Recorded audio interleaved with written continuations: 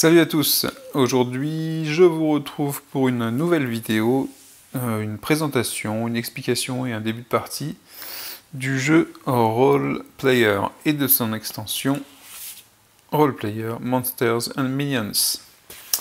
Donc Role Player, une petite présentation rapidement. Qu'est-ce que c'est?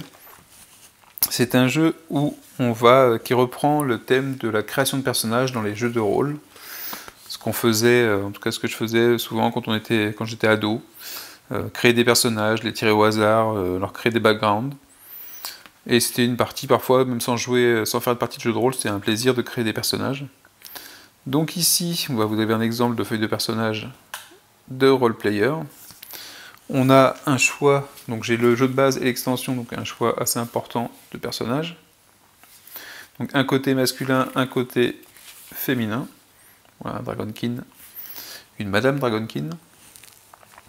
Donc le jeu va consister à placer des dés dans ces emplacements-là pour créer, dont la somme sur chaque colonne créera les caractéristiques des personnages. On voit la force, la dextérité, la constitution, l'intelligence, la sagesse et le charisme, comme dans Donjons et Dragons. On voit aussi que sur la fiche, donc on a un petit personnage, le petit trait du personnage, le petit portrait, l'alignement, la classe du personnage, l'histoire du personnage, et sur les côtés on pourra prendre des armures, des armes, des compétences, et on aura aussi des traits, des caractéristiques, je ne sais pas comment on pourrait traduire ça directement. Alors, je vais vous expliquer directement comment ça fonctionne. Je vais m'orienter sur la partie jeu solo. Donc il y a une règle solo qui est intégrée dans le jeu, et dans l'extension aussi. Le jeu est sympathique en solo avec le jeu de base, il est encore meilleur avec l'extension. Pourquoi? Parce qu'il va apporter des monstres, un monstre principal à avoir, et des minions, donc des monstres un peu plus petits. Ce qui fait qu'en solo, ça devient, même si la finalité est la même qu'en multi, c'est-à-dire avoir le plus de points à la fin, on va essayer de maximiser et d'optimiser les dés pour avoir le maximum de points à la fin. D'avoir des monstres à attaquer avec notre personnage, avec les armes qu'on peut avoir, c'est un côté assez sympathique et un peu plus thématique. Donc le jeu est très simple, une fois qu'on l'a fait tourner un petit peu. Comment on commence? Donc on a un setup, j'ai tout installé sur la table, j'essaie de le présenter en même temps que la caméra. Ici on va tirer au hasard, ou sélectionner un portrait de personnage. Donc en fait, ça va être la race du personnage. En fonction de sa race, on va avoir des bonus aux différentes caractéristiques. Donc ici, par exemple, le gnome, il a -2 en force, +2 en constitution. Ça veut dire quoi? Ça veut dire que quand je vais faire la somme des dés, on y reviendra après, je vais sommer les dés qui sont alignés ici, et on ajoutera le modificateur. Et ça donnera la valeur finale de la caractéristique. Donc on va sélectionner un personnage, ensuite on va prendre un dé au hasard, et ce dé va déterminer le type de classe de personnage qu'on peut avoir. Donc on va avoir 4 classes différentes par type de dé. Donc le dé mauve ou rose va nous permettre de choisir entre moine, psionique, barde et alchimiste, par exemple. Ensuite, on piochera au hasard une carte de background, donc c'est l'histoire du personnage, avec un petit laïus ici, et des placements de dés, je vais y revenir plus tard. Ensuite, on sélectionnera un alignement pour le personnage, donc avec un trait d'alignement au-dessus, là 6 l'individualiste, et on verra comment ça fonctionne. L'alignement commencera au centre, et pourra varier en fonction de ce que l'on fait dans le jeu. Ensuite, nous choisirons un monstre. Donc les monstres, la nouveauté avec l'extension, on choisira un gros boss de fin. Alors le gros boss de fin, il va consister à nous octroyer une manière supplémentaire d'obtenir des points. On voit à la fin, le but du jeu de toute façon c'est d'avoir le plus de points possible. Et on voit à la fin ce qu'il faut avoir et combien de succès il faut avoir pour avoir un certain nombre de points. Donc ici, la valeur de succès, la valeur d'attaque en fait, et le nombre de points. Plus une compétence du boss, plus une couleur. Sachant que quand on aura sélectionné une couleur, on ne pourra pas affronter le boss de cette couleur-là, en solo. Ces cartes-là sont les cartes prévues pour jouer à un seul joueur, en solo. Il y a d'autres cartes de monstres pour jouer en multi.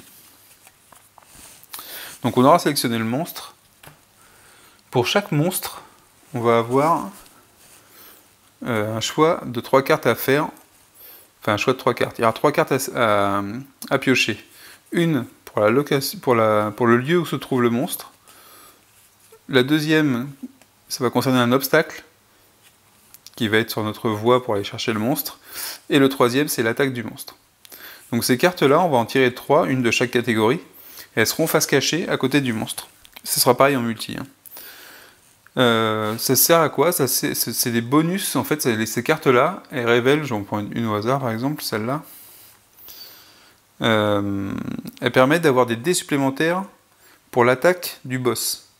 Donc en fait, dans le jeu, en allant attaquer des minions, des monstres, on va pouvoir, si on récupère un trophée ou si on récupère je ne sais plus quel indice, on va pouvoir retourner, donc d'abord le lieu, ensuite l'obstacle et ensuite l'attaque. Et donc, bon, en solo, on va les retourner et on les connaîtra. En multi, en fait, ceux qui auront réussi à trouver le lieu, à trouver les 3 par exemple, auront plus d'avantages que ceux qui ne les ont pas trouvés, parce que chaque carte va révéler la manière d'avoir un peu plus de dés en attaque contre le monstre. On va avoir ça dans le jeu. Enfin, on a ici le deck des minions, des petits monstres. Donc comme le deck de marché qu'on va voir juste après, il y a différentes valeurs. Vous avez les monstres avec 2 points qui sont plus difficiles, et au tout début vous avez des monstres avec un petit point seulement, qui sont un peu plus simples. Au début du jeu, on a donc 2 decks, des monstres avec 1 point et d'autres 2 points. On mélange les 2 decks séparément, on met le 1 sur celui de 2, et on retire les 7 premières cartes de monstres. Donc on n'a jamais le même deck de monstres à chaque partie. Ensuite, on a un deck de marché qui fonctionne de la même façon.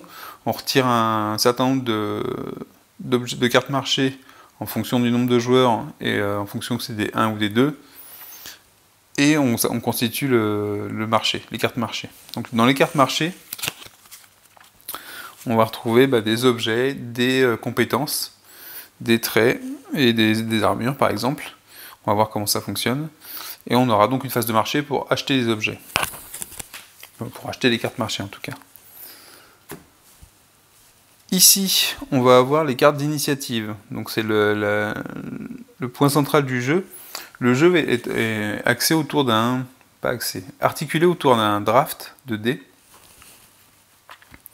Donc qui va être plus ou moins intéressant. Et donc il y aura une phase de draft de dés qui va avoir un impact direct sur les personnages. Et ensuite une phase de marché qui va nous permettre d'acheter une carte disponible sur le marché. Pour l'instant, elles sont face cachée.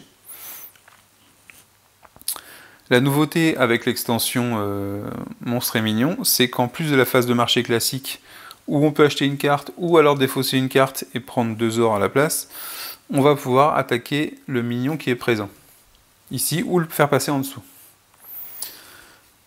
Donc on va voir ça en détail. Donc voilà le jeu. Le jeu, ça va consister à créer son personnage.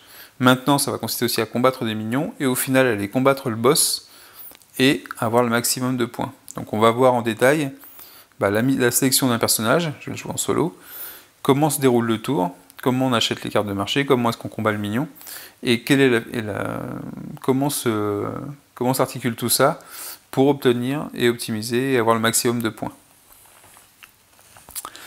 Donc, la première chose à faire, c'est de tirer un personnage. Il y a, avec l'extension, j'ai 11 fiches de personnages. Donc ce que je fais, si je veux le tirer au hasard, c'est que je lance 2 dés, je retire 1, et ça me donne, je compte le nombre de fiches de personnages, et je prends celle-là, donc 6 moins 1, 5, donc 1, 2, 3, 4, 5, et ben on a un personnage que je ne connais pas d'ailleurs, qui est une sorte de robot. Donc, je vais enlever les autres fiches. Donc le robot, Construct, Donc je peux choisir la partie féminine ou masculine. Donc là, ça va être la féminine, j'imagine, et là, la masculine. Ça n'a pas d'impact. Hein. Pour ces caractéristiques, on les voit ici. Donc il aura un bonus en constitution et un malus à la sagesse et au charisme, évidemment. Donc la fiche de personnage est prise. Maintenant, on va sélectionner un dé. Donc dans le pack, vous allez avoir 6 couleurs de dés, je crois. 7 avec l'or peut-être. Je ne me rappelle plus. Alors, premier dé qui arrive, un rouge. Donc ça veut dire que je vais prendre une classe de personnage qui correspond à cette couleur rouge. Je vais également prendre les 2 cubes rouges qui correspondent à cette couleur. Alors, rouge, qu'est-ce qu'on a comme choix de personnage en rouge?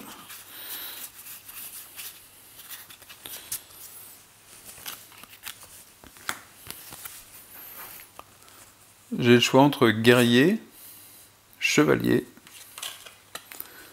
warlord, chef de guerre, et barbare. Pour mon petit robot, c'est assez marrant. Sachant que, donc déjà à ce moment-là, on peut faire le choix. Donc je vais pouvoir faire le choix. Je peux le faire en fonction de ce qui est requis ici. Donc je vais en profiter pour vous expliquer la carte de classe. Qu'est-ce qu'on a sur cette carte de classe? Déjà, on a un pouvoir spécial. Pour chaque classe, un pouvoir spécial.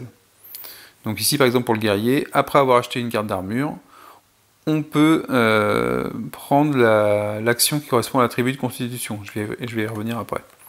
Donc ça, c'est une action pour chaque classe. Ensuite, vous avez la liste des caractéristiques qui se trouve ici. Une valeur, ou une fourchette de valeurs, ou un seuil de valeur, et un nombre d'étoiles. Donc les étoiles, dans le jeu, ce sont toujours des points de victoire.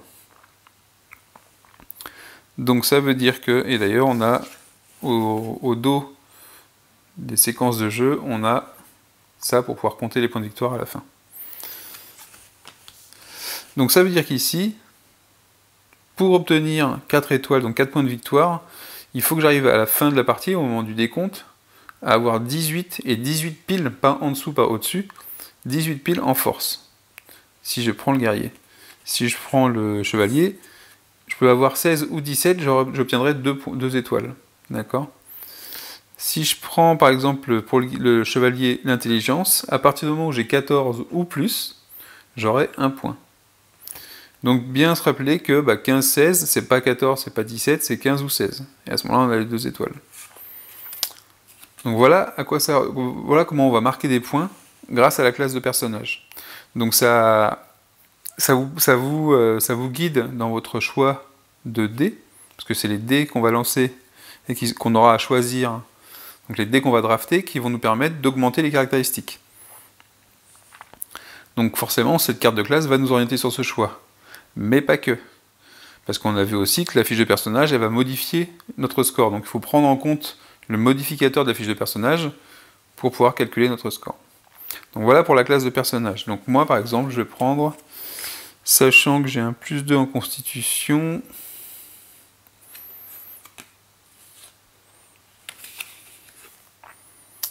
je vais peut-être... en charisme, il faudra en avoir beaucoup.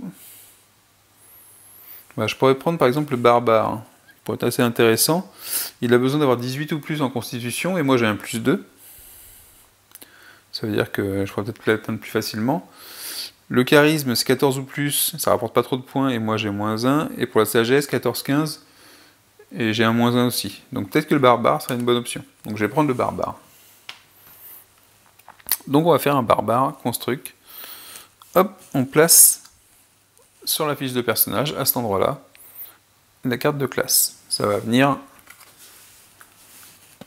s'aligner comme ça.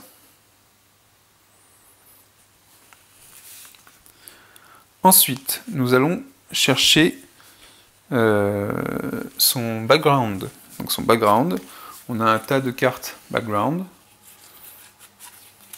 et on va le sélectionner.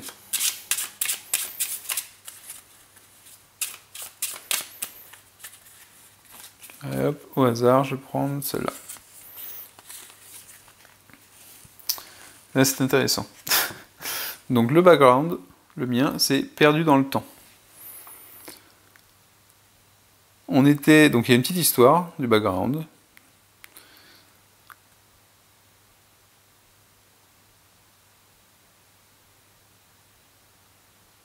Donc voilà, on était enfermé dans une pierre pendant des années. On a perdu tout ce qu'on aimait et ce qu'on connaissait. Et maintenant qu'on est libre, on va essayer de comprendre l'époque dans laquelle on vit et de nous trouver une nouvelle vie. Voilà l'histoire du personnage. Au niveau du jeu, on retrouve notre liste de caractéristiques ici. Et comme sur la fiche ici, on a donc les 3 colonnes, on peut mettre 3 dés par caractéristique, et des couleurs de dés, donc les couleurs en fait, qui vont correspondre aux couleurs de dés qu'on va pouvoir placer. Donc ici, ça nous indique quoi? Ça nous indique que si on met un dé violet en 2e position dans la rangée de la force, ça va nous faire gagner une marque, enfin un plus. Si on met un blanc, un 2e, un bleu ici, un 3e, et ainsi de suite. Donc on comptera à la fin le nombre de résultats de dés à la bonne position, on fera un +1 pour chaque valeur, et on regardera à combien de points de victoire on a le droit. Donc de 2 à 3 dés bien placés, 1 point de victoire, 4 à 5 dés bien placés, 3 points de victoire, 6 dés bien placés, sur les 6 donc, 6 points de victoire. Donc ça nous donnera des points de victoire en plus en fin de partie si on en marque. Donc on le place juste en dessous de la classe de personnage. Donc ça, en plus, la classe nous demande à chercher des valeurs de dés, le background nous demande à chercher des couleurs de dés pour les placer. Enfin, nous allons prendre l'alignement. Donc l'alignement, on a un gros tas de cartes comme ça aussi. On va sélectionner un alignement pour nos personnages.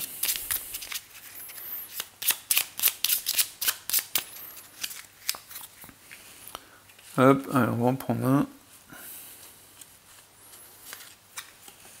Protecteur, un barbare protecteur. C'est une nouveauté, ça vient de sortir. Donc l'alignement, comment ça se passe? En fait, il y a un des cubes qu'on a pris au départ qui va nous servir. On va avoir notre valeur d'alignement au tout début de la partie, il va être comme ça.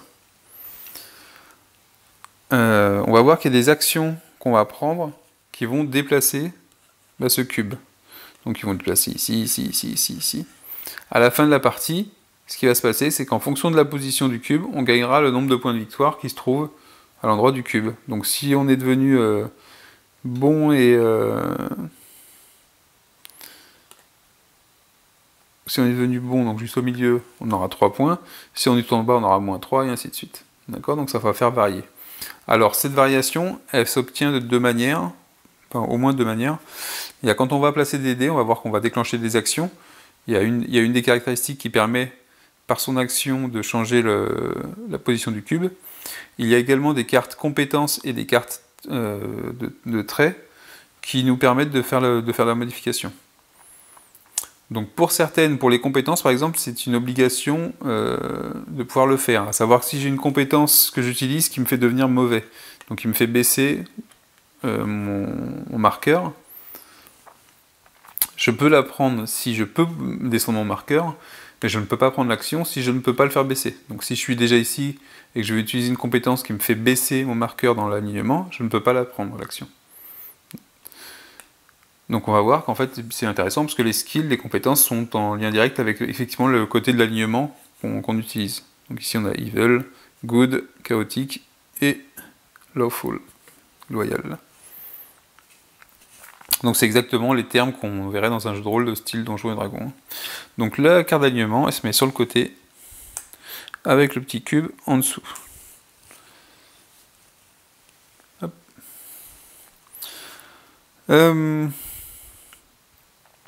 Ensuite, donc notre personnage, il est prêt. Il lui faut encore une chose. On commence avec 5 pièces d'or.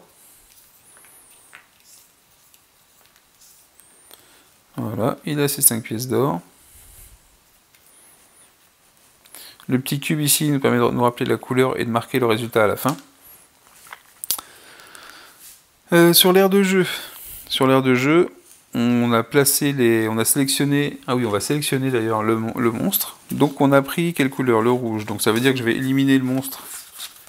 On va pas combattre le dragon, parce qu'il est de la même couleur que mon barbare. Donc celui-là, je le mets de côté. Et je vais en prendre un au hasard.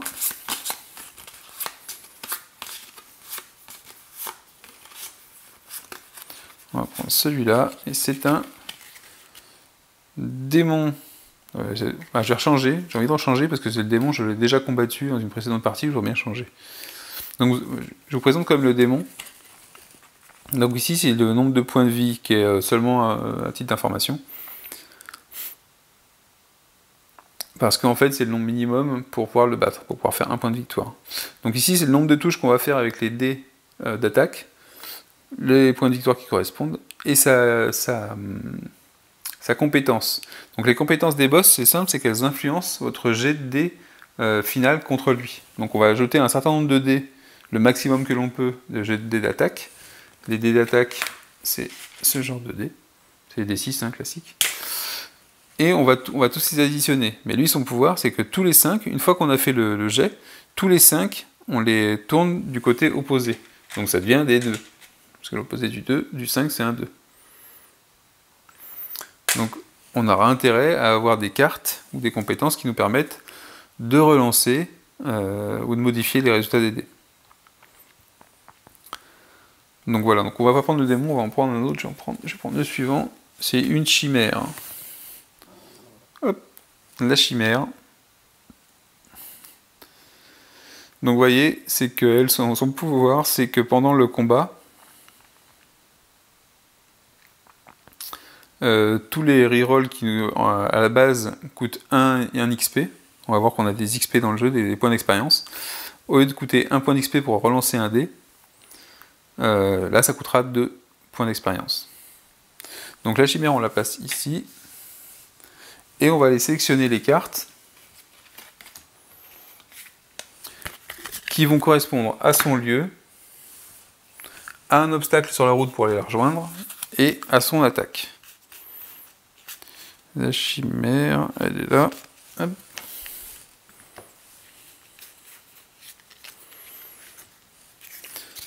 Donc c'est pareil pour les cartes, je fais un petit tirage de dés, parce qu'on en a 3 par catégorie. Donc ce que je fais, c'est que je fais le premier 2, c'est la première carte. Pour le deuxième 3, c'est la deuxième carte, donc deuxième obstacle. Et pour le troisième 6, c'est la dernière attaque.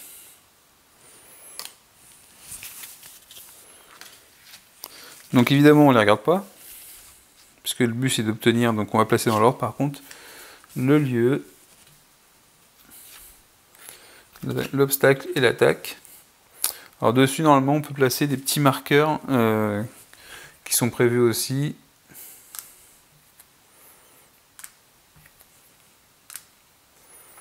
Parce que dans le cas du multijoueur, en fait, quand on retourne les cartes, on demande à ceux... En fait, quand on retourne un lieu ou un obstacle ou une attaque, on prend un marqueur qui correspond.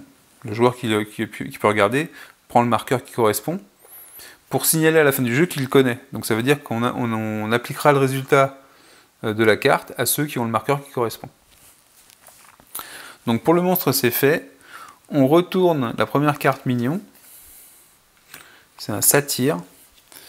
Donc le mignon, sur sa fiche, en plus de l'illustration et de son nom, on a une indication qui nous dit combien de dés de combat on peut obtenir en plus de celui de départ. C'est-à-dire quand je vais vous expliquer le combat après, mais grosso modo, je peux le faire maintenant, on a un dé de combat, quand on va combattre le mignon, on a un dé de combat par défaut.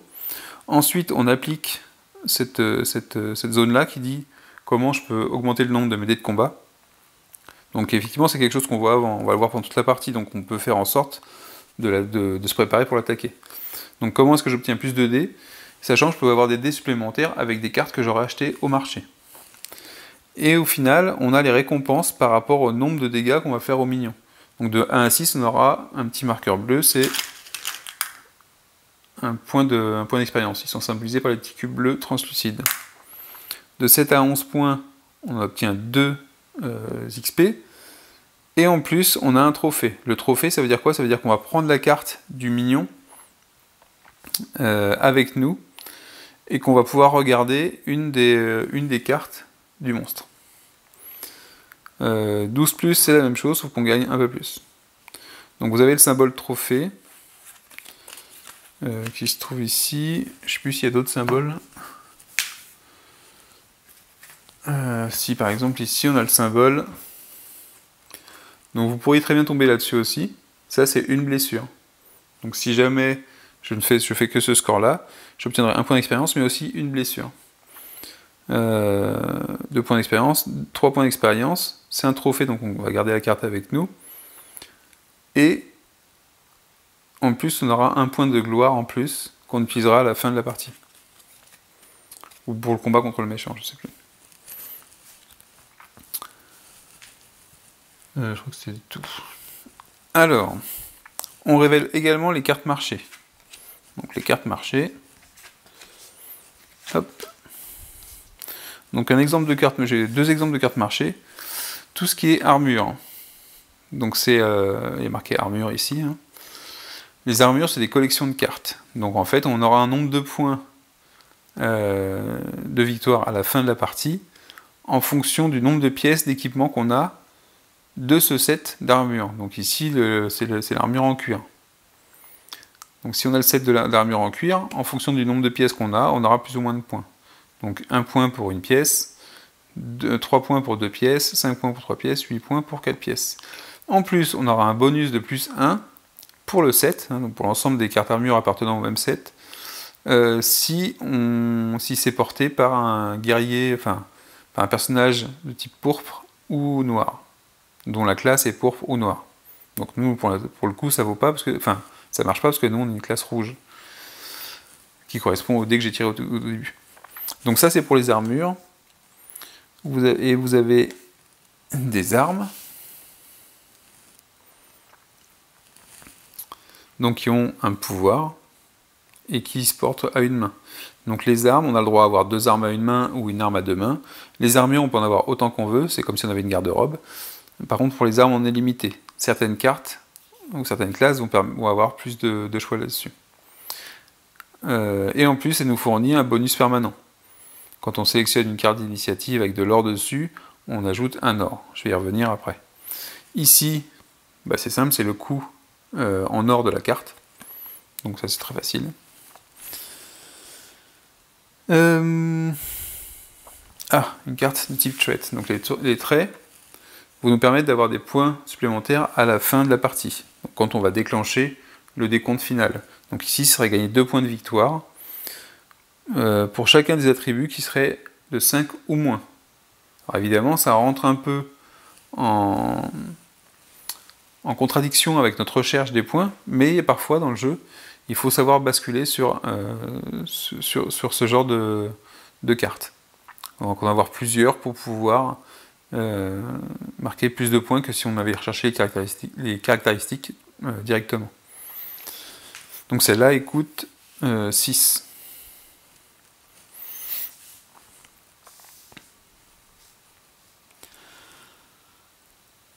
Et on avait Mesmerize, qui était un sort. Donc ça, c'est les sorts, c'est les scrolls. Ils ont un effet immédiat et on les garde ensuite, parce que parfois ça peut avoir un effet plus tard. Donc celui-là, c'est un sort qui vaut 2.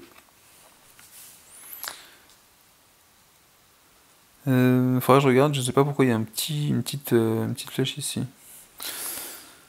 Alors, comment ça va se dérouler? Le tour de jeu. Donc déjà, au tout début de la partie, chaque joueur, donc là je vais jouer en solo, donc je vais prendre moi un certain nombre de dés de départ qui vont représenter mes caractéristiques de base. Donc pour cette partie, il faut que je me prenne la référence, je crois que c'est...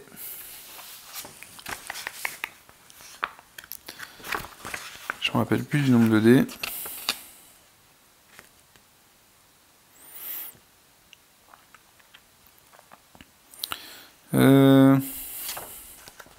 Je crois que c'est 8 dés.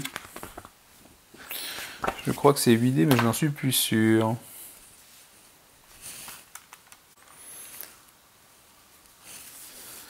Donc on va commencer avec 6 dés. Donc on va piocher 6 dés.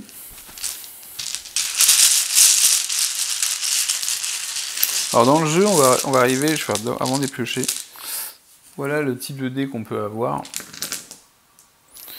Ça c'est les dés d'or, qui ont une valeur spéciale. Les dés en or, les dés verts, noirs. Ça c'est les dés, c'est apporté par l'extension, c'est les dés de bonus. Enfin les dés de boost, qui nous permettent de booster. Ils n'ont pas une valeur normale, ils vont jusqu'à 8 je crois. Voilà, ils vont jusqu'à 8. De 2 à 8 ou de 3 à 8. De 3 à 8 je crois. Donc c'est des dés de boost. Donc par contre ils n'ont pas de couleur, ils comptent pas dans les couleurs, dans le placement qu'on peut avoir pour le background. Ni dans tout ce qui est suite qu'on pourrait avoir besoin de faire pour faire des points. Mais ça peut augmenter la valeur d'une caractéristique. Les dés en or, je crois qu'ils valent voilà. Si jamais je place un dé en or dans ma feuille de personnage, je gagne immédiatement 2 pièces d'or. Donc ça peut être intéressant. Et c'est le cas également au tirage de départ. L'autre chose, je vais y revenir après. Donc on va tirer 6 dés. 1, 2, 3, 4, 5, 6. Voilà mes 6 dés de départ. Donc c'est un dé par caractéristique. Aucun jaune, donc il n'y a pas de souci. Donc comment ça marche? Le placement, et ce qu'on va pas faire d'ailleurs tout de suite sur la mise en place sur les dés de départ. Les dés de départ, on les place uniquement pour avoir des valeurs de démarrage. Pendant le jeu, quand on va placer des dés sur notre fiche de personnage, en face de chaque ligne, il y a une action. Ça veut dire que si je place un dé donc on les place toujours le plus à gauche possible. Donc si j'ai un dé ici, je peux placer là. Si j'en ai un ici, je peux placer là. Mais je peux pas en placer un ici si j'ai pas rempli cette case-là. Donc on part de la gauche vers la droite et on remplit les lignes. Donc dès que je place un dé, par exemple en force, je vais pouvoir faire, ce n'est pas obligatoire, l'action qui est indiquée ici. L'action ici, c'est de changer la face du dé. Donc par exemple, si j'ai un 1, je transforme en 6. L'effet de l'action s'applique sur le dé que je suis en train de placer. Donc si je place un dé de 1 en force, je peux immédiatement le tourner en faisant l'action sur le 6. Ou alors, si par exemple je mets un 5 ou autre chose, peu importe la valeur d'ailleurs, si je le place, à partir du moment où je le place, je peux affecter cette action-là sur un des autres dés, soit de ma ligne, soit n'importe où sur ma fiche de personnage. Donc ça peut être le dé qui est placé, donc celui qui est dans la ligne de force, mais ça peut être aussi n'importe quel dé déjà présent sur la grille de personnage, dans les caractéristiques. Donc ça, c'est pour la force. Pour la dextérité, on peut changer 2 dés de place sans changer leur face. Donc on peut intervertir un dé qui est ici avec un dé qui est ici, et ainsi de suite. Ça va servir évidemment, vous imaginez bien, pour tout ce qui est la backstory qui nécessite des placements de dés quelque part, ou les calculs de caractéristiques. Si je place un dé en constitution, je vais pouvoir ajouter 1 ou diminuer de 1 la valeur du dé. Ou d'un dé, d'un autre dé. Si je place en intelligence, je peux relancer un dé, qui est déjà placé quelque part, ou celui que je viens de placer d'ailleurs. Si je passe en sagesse, je peux déplacer le curseur sur l'alignement. Donc c'est ce qui va me permettre de rectifier potentiellement l'alignement pour rechercher les valeurs qui ont des points. Je rappelle que pour l'alignement, voilà, si je place un dé en sagesse et que mon alignement est ici, hop, je peux le faire monter ici si j'ai envie. Ou si j'étais là, le faire monter de 1 pour ne pas avoir le moins 3. Ensuite, si je place sur le charisme, là j'obtiens un jeton valable uniquement pour le tour, qui me permet d'avoir une réduction de 1 sur l'achat, sur la phase de marché qui suit. Donc si je place un dé ici, j'obtiens le petit jeton. Je peux le dépenser à la phase de marché suivante. Par contre, il est perdu à la fin du tour, si je ne l'ai pas utilisé. Donc voilà comment va fonctionner d'ailleurs le jeu de base, c'est ça, dans sa majorité. On peut placer un dé, on obtient une action qui va nous permettre de modifier en fait le placement de mes dés ou les résultats des dés. Donc voilà la mécanique principale du jeu, c'est comme celle-là. Je replace ma fiche de personnage. Donc là, quand j'ai sélectionné mes dés de départ, par contre, on ne va pas déclencher les actions. On place les dés, on ne déclenche aucune action. Pour information également, quand on complète une ligne de caractéristiques, on obtient un or à la fin. Quand on place le dernier dé d'une ligne, on gagne une pièce d'or. Ce qui est vrai également quand on place les dés au début du jeu. C'est-à-dire que mes 6 dés, si j'en place 3 dans une ligne, je vais gagner une pièce d'or. Donc là par contre les 6 dés que j'ai pris, que j'ai récupérés, je dois les lancer. Pour savoir quel score et qu'est-ce que je dois placer comme dés. Donc là j'ai fait, oh là j'ai tourné celui-là, j'ai fait des bons scores.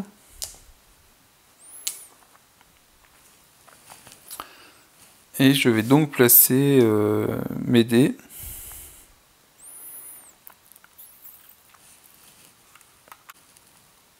Voilà, j'ai placé mes dés de départ. Et je vais peut-être prendre la caméra à la main pour plus de visibilité. J'ai du mal à savoir si on voit suffisamment le jeu. Donc je vais faire un petit essai pour... Hop.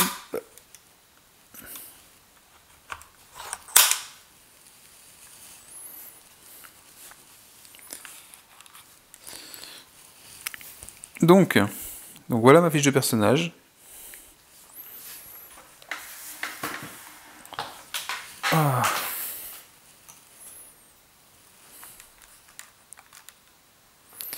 Donc j'ai placé mes dés de départ. J'ai mon or ici. On a mon alignement ici. Ma classe qui se trouve ici. Vous voyez que le barbare, il peut avoir un nombre d'armes avec 4 mains en tout. Donc je peux avoir un nombre d'armes qui totalisent un total de 4 mains.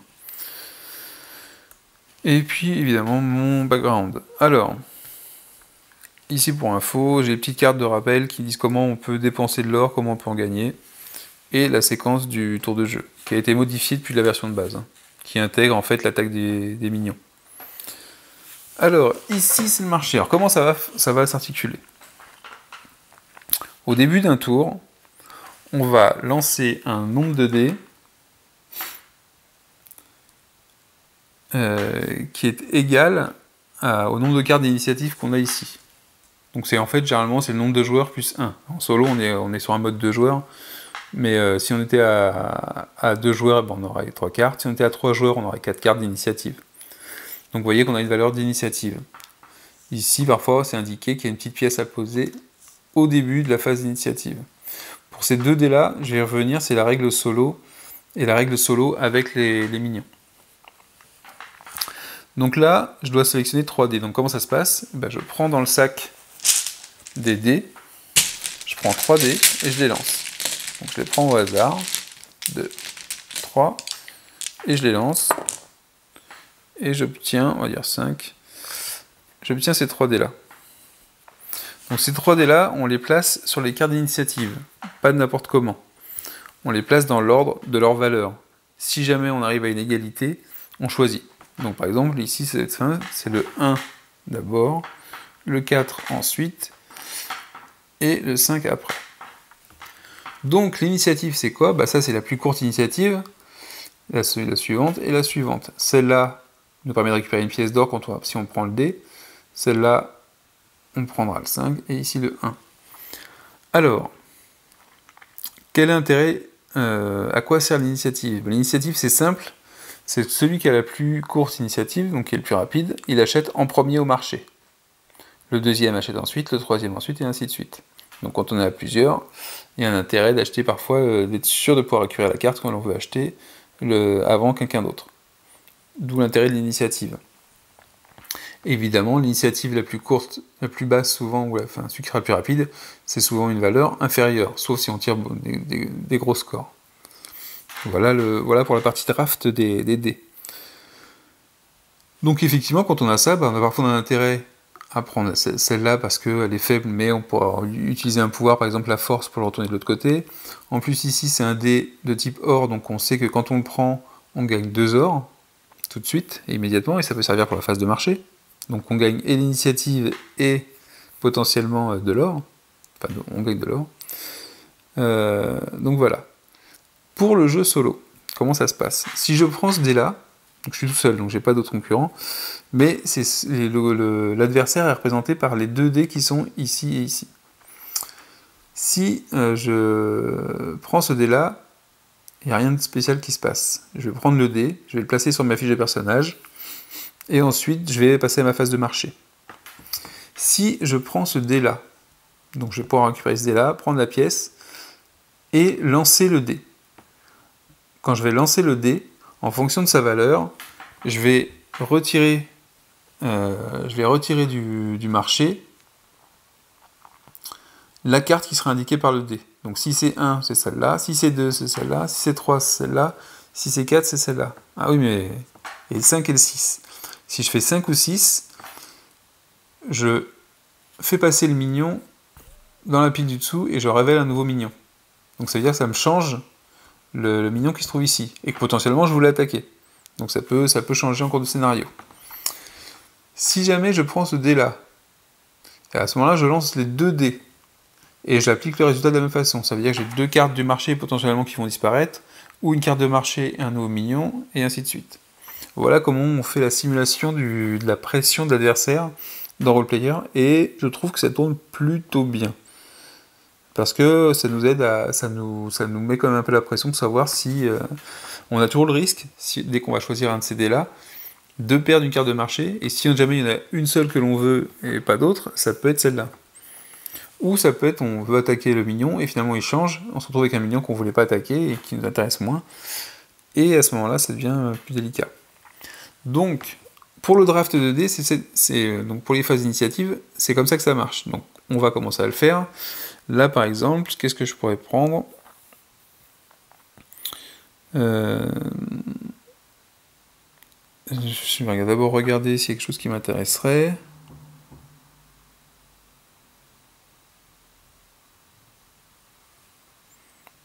Alors celle-là, par exemple, ça peut être bien pour commencer, ça. Ça serait sympa à prendre, celle-là.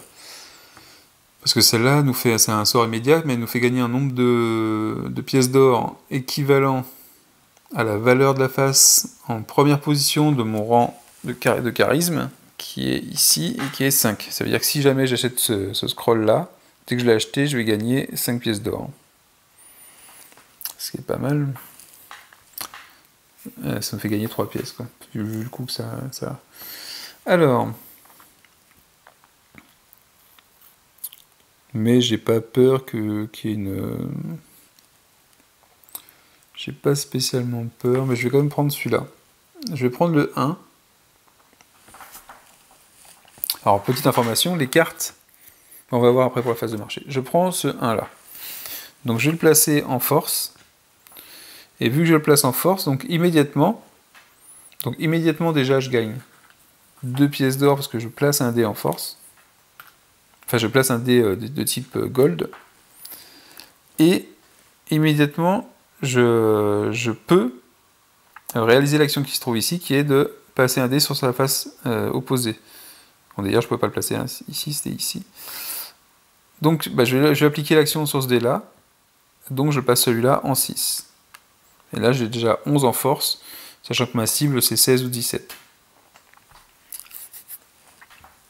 Et que j'ai pas de modificateur en force. Donc j'ai fait l'initiative. Ici, dans le cadre du jeu solo, les dés ne sont pas lancés, donc il ne se passe rien de spécial. Je passe directement à la phase de marché. Donc phase de marché, j'ai le choix entre acheter une carte ici, et une seule, ou aller combattre le satyre. Donc le satyre, qu'est-ce qu'il nous dit ? Il nous dit qu'on ajoute plus 1 au combat pour chaque dé qui se trouve dans ma caractéristique charisme.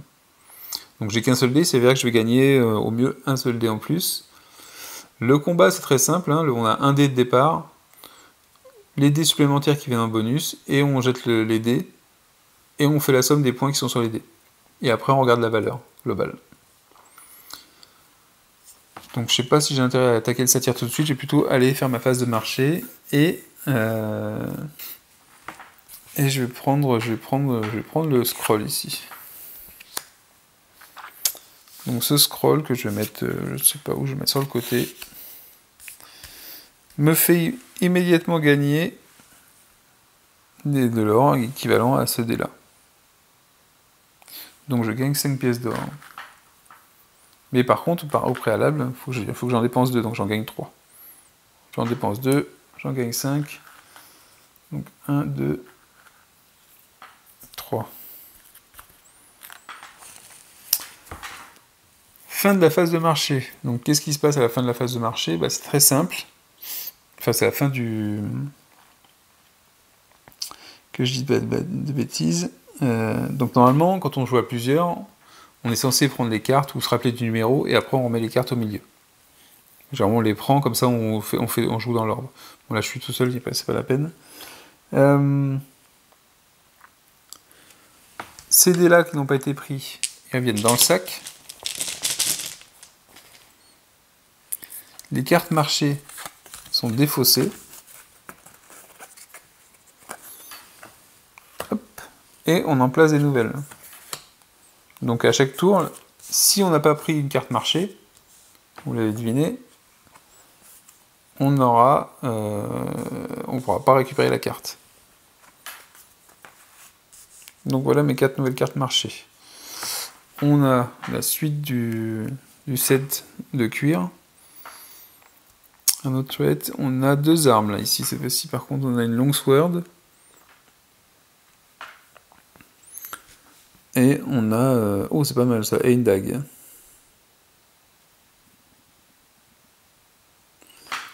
Ouais, enfin c'est pas mal, ça dépend sur quoi on tombe.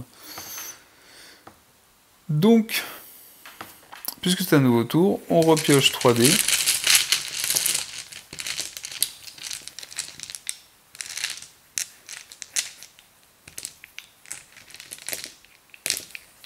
Et on les relance. Oh, on a 3. Donc là je peux le mettre dans... Là par contre, voilà, j'ai ça comme score. Donc ici, celui-là il se passera en dernier, c'est un 8. C'est un dé de boost. Et on a 2 6. Donc là, je peux placer dans l'ordre que je veux. À savoir que si je veux pas aller chercher... si je veux pas que l'automa un peu lance le dé ici, et fasse perdre une carte, je peux placer le 6 qui m'intéresse en tout premier. Si c'est un 6 qui m'intéresse. Là en l'occurrence, je ne sais pas trop. Je vais faire ça. Alors, phase initiative, je vais prendre le 6 blanc.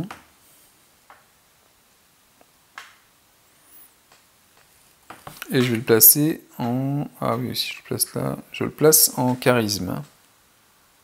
Donc j'arrive à 11 en charisme. Le bonus pour le charisme, c'est de récupérer un petit marqueur comme ça. Est-ce que je les ai ici? Est-ce que j'en ai...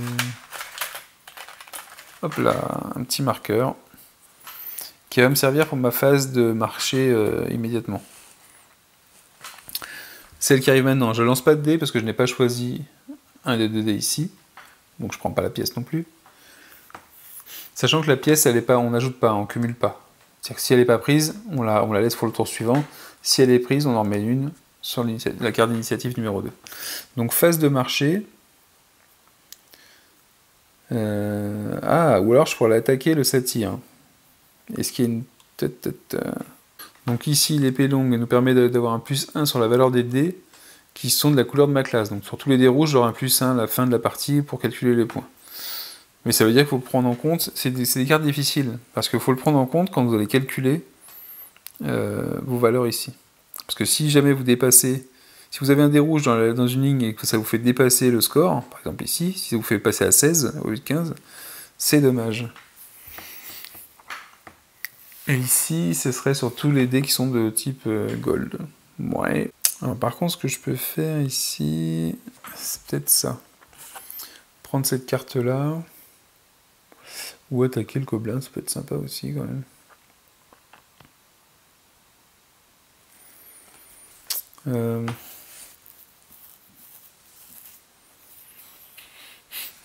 Alors, pour information, si je voulais attaquer le gobelin, donc j'ai un dé de départ, je prendrais un dé comme ça, ce sera ma valeur d'attaque de début.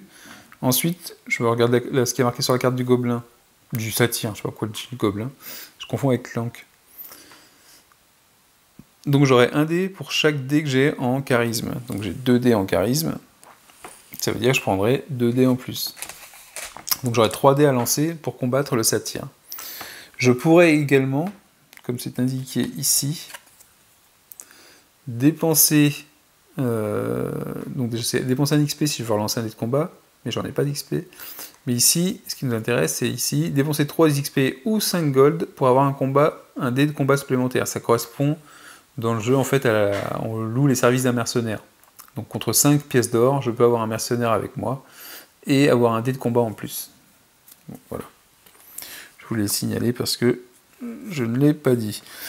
De même, dans la phase de marché, quelque chose que je n'ai pas encore dit, c'est que je peux acheter une carte, mais je peux également décider de dire, celle-là, je la défausse. Défausser une carte me fait gagner 2 pièces d'or, comme le fait d'avoir un dé de type or. Donc ça veut dire qu'on fait toujours forcément quelque chose au marché ou quelque part. Donc on a toujours l'occasion de faire une action. Alors là, pour le coup, je ne sais pas quoi prendre.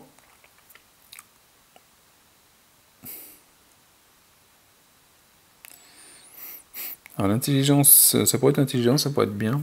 Parce que je pourrais gagner 2 points si je la fais passer à 8 ou moins.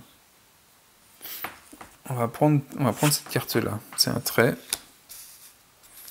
Je le place en dessous. Et du coup, j'utilise mon marqueur. Ça veut dire que ma carte, qui valait 2, elle ne vaut que 1. Donc je ne paye que 1 pièce d'or. Et voilà.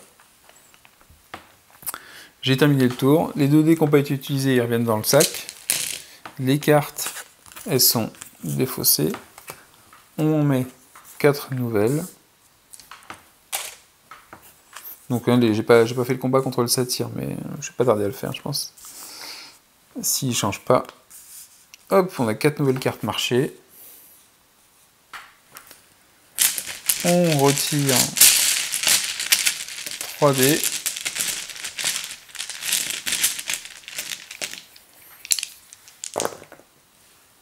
Donc là, on a un 4 et un dé de boost de 5. Hop, hop. Donc là, on va être amené à faire lancer le dé en question. Est-ce que... Donc, donc là, dans les cartes de marché, qu'est-ce qu'on a d'intéressant ? Là, on a une compétence, par exemple. Donc ici, avec le fait qu'on puisse utiliser une compétence. Pour les compétences, donc une fois qu'on a les compétences, on peut les utiliser. À la fin du tour, donc quand on utilise une compétence, après, on la met comme ça. Enfin, on la tape. À la fin du tour, on peut faire un refresh d'une seule compétence.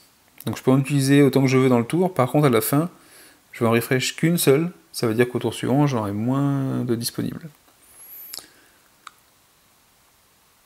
Et il n'y a pas... non. Ah si. Quand vous avez les petits symboles comme ça, devant les compétences, ça veut dire que l'alignement va partir de ce côté-là. Donc si j'utilise cette carte-là, la compétence, pas l'acheter, pas acheter la carte, mais quand j'utiliserai la compétence, je vais déplacer mon marqueur en alignement de 1 vers la droite. Et je pourrais utiliser la compétence que si je peux le faire. C'est-à-dire si mon marqueur est déjà ici, je ne pourrais pas utiliser cette compétence-là. Alors, si je reviens à ça, qu'est-ce qu'on a comme compétence ? Piocher 5 cartes du marché, et on peut acheter n'importe laquelle au coût normal plus 2. On remélange les autres et on les remet sur le dessus du deck. Ça me permet de faire un petit choix sympathique, avec un petit surcoût, mais ça peut être très intéressant. Très très intéressant. En plus c'est un skill, donc... Ah, il y a aussi les leggings, le pantalon en maille, qui pourrait faire partie d'un 7 pour la classe de type rouge. Donc j'aurai un bonus à l'avoir. Ici, ça permet d'avoir... C'est bien de l'avoir au début, ça, tiens. C'est pas mal de l'avoir au début. C'est pas mal de l'avoir au début. C'est une arme. Et ça permet en fait d'avoir 2 pièces d'or à la place d'une seule quand on complète une ligne.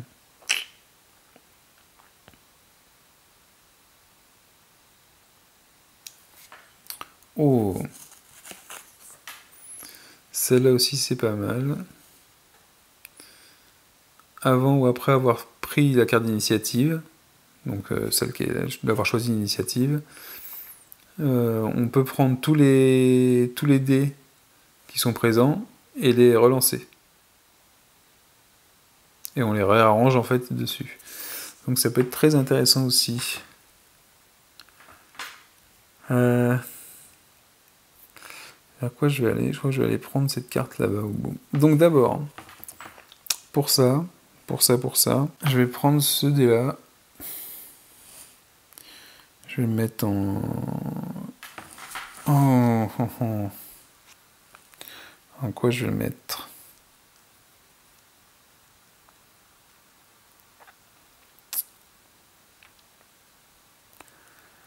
Je vais le mettre en...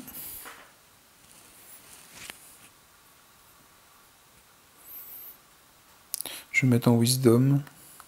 Ouais, pourquoi pas. Et ça me permet de rectifier ça. Alors ça, je vais le faire... aller sur la gauche. Voilà. Donc j'ai placé un dé ici, j'utilise l'action qui est ici, et j'ai décalé le marqueur d'alignement sur la gauche. Pourquoi je fais ça? Parce que c'est dans l'optique de prendre cette carte-là, je vais pouvoir revenir sur la droite après. Alors, si je prends cette carte-là en même temps. Ici, vu que j'ai pris ce dé-là, on lance, donc je prends cette pièce-là aussi. Hop. On lance ce dé ici. Je lance le dé. Le résultat est 2. Ça veut dire que la deuxième carte, est dommage, aussi, dommage, parce que c'était bien, est supprimée. Comme si l'adversaire l'avait prise. En fait. Et ensuite, je passe à la phase de marché. Ou alors, je vais taper le 7e. Non, je vais prendre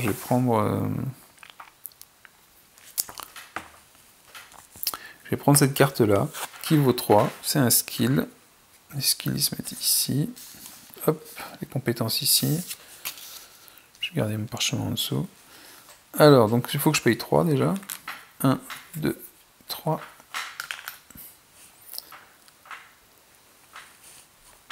Et ça s'arrête là pour la phase de marché.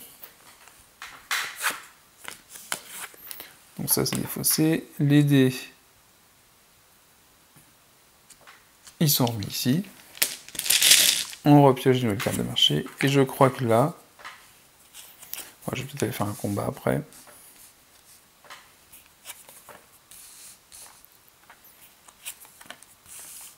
Hop, 4 nouvelles cartes de marché. On resélectionne 3 dés.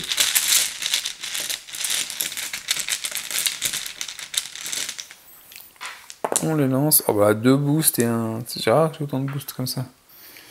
Donc, oula, ça fait des grosses valeurs du coup.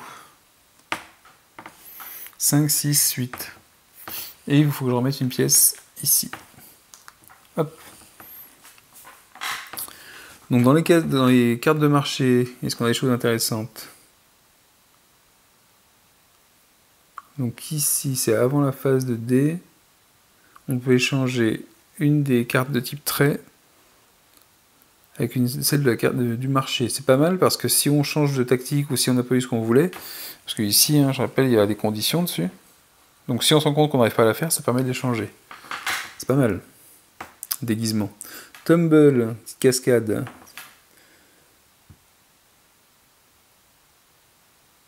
Là, ça permet de remplacer un dé qui est présent sur une carte d'initiative par un dé tiré du sac. C'est pas mal aussi.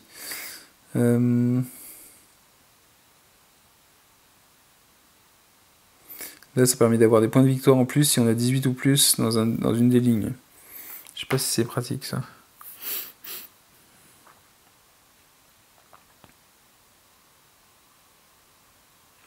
Et ça c'est bien, j'aime bien ça. Le pickpocket, ça nous permet de, évidemment, un bel exemple. Le pickpocket, quand on utilise le skill, on fait descendre l'alignement. La descente de l'alignement, c'est celle qui passe du côté bon, quand on descend, vers le côté mauvais. Donc, vous voyez, le côté pickpocket, c'est du vol. Et donc là, ça permet de descendre la valeur d'un dé sur la feuille de personnage, donc sur la nôtre, pour gagner 2 gold. Et ça, c'est pas mal, elle me plairait bien, celle-là. Celle-là, elle me plairait énormément. En attendant, je vais prendre, si je veux absolument l'avoir, je vais pas prendre de risque.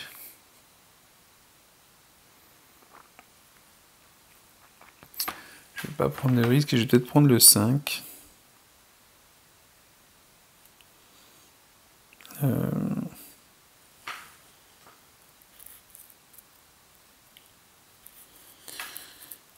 Ou le 6, ou le 8, ou le 8 peut-être. Non, je vais prendre le 6 qui est ici. Le 6 parce que ça me fait... je vais le mettre en constitution. La constitution qui est là. J'ai un plus 2 et je dois obtenir 18 ou plus. Donc je mets en constitution. L'action de la constitution, c'est de baisser ou d'augmenter ou de baisser un dé.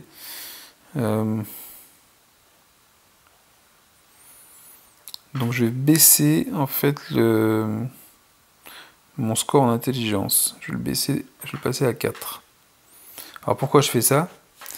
L'intelligence, la cible sur ma classe, c'est 14+, pour gagner une étoile.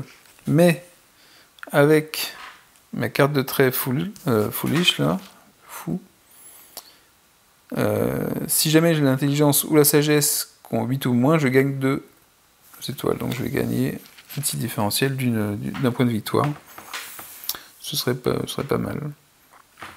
Donc puisque j'ai choisi ce dé là, je prends la pièce, on lance un dé, 6, donc là par contre c'est pas une carte de marché qui part, c'est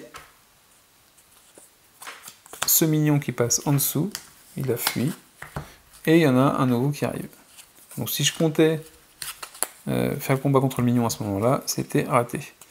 Donc le nouveau mignon, c'est un gobelin. Donc on a un dé de combat en plus pour chaque ensemble de 3 pièces d'or que l'on a. Mais le score pour l'avoir n'est pas trop fort. C'est-à-dire qu'entre 1 et 8, par contre 1 et 8, on a une blessure et un point d'expérience, et il faut avoir 9 ou plus pour pas avoir de blessure, mais ça rapporte de l'or, un trophée, c'est pas mal. Donc ça c'était pour ce dé là. On passe à la phase de marché. Donc soit la phase de marché, soit si je combats le gobelin, combien j'aurai de points? 1, 2, 3, 1, 2, 3. J'aurai 2 dés en plus. Je pourrais avoir 2 dés en plus pour le combattre, ça ferait 3 dés. Ce serait jouable. Ça me permettrait de avoir de l'or, d'avoir un trophée. Mais j'ai envie d'avoir cette carte-là. Donc, ça peut être super utile pour passer mauvais déjà. Alors le risque par contre, c'est qu'il faut que je retrouve une compétence qui me permet de remonter mon alignement, sinon je vais perdre des points. Est-ce que ça vaut le coup? Est-ce que ça vaut le coup? Parce que l'effet est intéressant, mais il faut savoir qu'on ne peut pas le faire beaucoup, parce qu'on n'a que 3 cases. Au maximum, si on n'arrive pas à remonter son alignement, on n'a que 3 cases, donc 3 actions possibles. Et là, potentiellement, moi je pourrais le faire qu'une seule fois. Et il faudrait que je puisse remonter mon marqueur pour pouvoir le refaire. Donc, je